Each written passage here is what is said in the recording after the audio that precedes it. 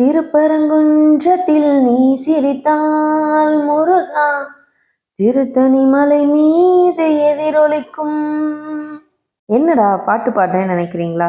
இன்னைக்கு பேச போறதே நம்ம முருகன் பத்தி தாங்க. தமிழ் கடவுளான முருகனை பிடிக்காதவங்க யாரும் இருக்க மாட்டாங்க. முக்கியமா நம்ம இளைஞர்கள் மத்தியில ஹீரோவாவே வாழ்ந்துட்டு இருக்காரு. அண்ட் ஃப்ரெண்டு போல கான்வர்சேஷன் எல்லாம் நடத்துறாங்க. ஆறுபடை வீடுகள்ல முதல் வீடான திருப்பரங்குன்றம் தனி ஸ்பெஷல் தாங்க. இங்கதான் முருகர் தெய்வானைய கல்யாணம் செஞ்ச இடம். தெய்வானை கொண்ட காதலை விட முருகர் அதிகமான காதல் கொண்ட இடம் திருப்பரங்குன்றம். இப்போ ரீசெண்டா நிறைய சர்ச்சைகளுக்கு உள்ளாகிய இடமும் இந்த திருப்பரங்குன்றம் தாங்க. இந்த வீடியோல இதோட ஹிஸ்டரியை தான் பார்க்க போறோம். அப்படியே முருக பக்தர்கள் எல்லாரும் ஒரு ஷேர் அண்ட் சப்ஸ்கிரைப் பண்ணிடுங்க. சரி வாங்க வீடியோக்குள்ள போகலாம். மதுரை ஒரு சிறப்பான நகரம், தூங்கா நகரம்னு சொல்லுவாங்க.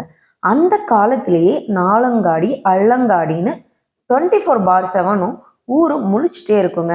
மதுரை சாப்பாட்டுக்கு மட்டும் ஸ்பெஷல் இல்லைங்க, மலைகளுக்கும் ஸ்பெஷல் தான். மதுரையை சுற்றி நிறைய மலைகள் இருக்கு. அதுல திருப்பரங்குன்றம் மலையும் சிறப்பு மிக்கது. திருப்பரங்குன்றம் மலை சங்ககால புராணங்கள்ல இடம்பெற்ற மலை. மதுரை ஆண்ட பூம்பாண்டியன் சமண சமயத்தை தழுவுறாரு. அந்த டைம்ல சமண துறவிகள் இங்க வந்தாங்கன்னு சொல்லப்படுது. அப்போதான் நாலடியார் மாதிரியான சில நூல்களும் அவங்க கொடுத்திருக்காங்க. பிற்காலத்துல பூம்பாண்டியன் சைவ சமயத்துக்கு மாறுறாரு. அந்த டைம்ல என்ன பண்றாருன்னா சமணர்களை கழுவேற்றினாரு அப்படின்னு சொல்லிட்டு சில வரலாறுகளும் சொல்லப்படுது. அதன் அடிப்படையில சமண சமயம் அங்க அழிஞ்சிருக்குன்னு சொல்றாங்க. சமணர்கள் திருப்பரங்குன்றம் மலைகள்ல வாழ்ந்தாங்கன்றதுக்கான சான்றுகளும் அதோட படுக்கைகள் மற்றும் படுகைகள் எல்லாமே அங்க இருக்குங்க. ஸோ அவங்க சமணர்கள் மலையா இருந்திருக்கு அந்த டைம்ல.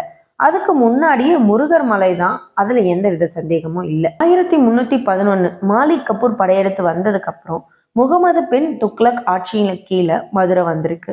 அது பிடிக்காத சிலர் நாயக்கர் ஆட்சி, அதாவது விஜயநகர பேரரசு இஸ்லாமியர் இல்லாத இந்து சமய ஆட்சியை உருவாக்க ரொம்ப ட்ரை பண்ணியிருக்காங்க. அந்த இதுல கடைசி சுல்தான் தான் சிக்கந்தர். கடைசி சுல்தானான சிக்கந்தர் கூட நாயக்கர்கள் போர் செய்யும் போது சிக்கந்தர் திருப்பரங்குன்றம் மலை மீது தப்பியோடும் போது கொலை செய்யப்படுகிறார். அங்கதான் அடக்கமும் செஞ்சிருக்காங்க. அதுதாங்க சிக்கந்தர் தர்கா.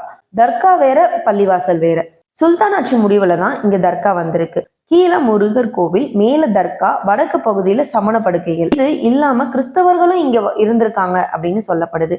இங்க 4 மதங்களும் மத நல்லிணக்கத்தோடு வாழ்ந்துட்டு இருந்திருக்காங்க. இந்த மலை யாருக்கு சொந்தம்னு வரும்போது இதுல எந்த ஒரு அரசியலும் இல்லாம ஒன்னா ஒற்றுமையா இருக்காங்க. எத்தனை வருஷமா இருக்கு. சொன்னா கிரிஞ்சா இருக்கும். இதுதான் தமிழ்நாடு. தமிழ்நாடு பக்கத்து ஸ்டேட்ல புரிஞ்சுக்கவே ஒற்றுமையா இருந்து 2 மதங்களின் வழிபாட்டு தலமா இருக்கணும் அப்படிங்கறதுதான் எல்லாரோட ஒப்பீனியனாவும் இருக்குதுங்க. இதே மாதிரி இன்னொரு நல்ல வீடியோல உங்களை சந்திக்கிறேன். நன்றி, வணக்கம்.